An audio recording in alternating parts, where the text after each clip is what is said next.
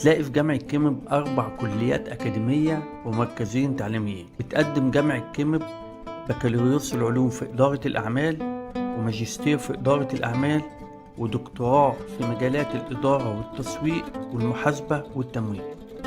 كل فصل دراسي بيلتحق فيه حوالي 3000 طالب. في عام 2019 اختارت الوكالة المستقلة لضمان الجودة جامعة كيمب كأفضل جامعة في IQAA في كازاخستان.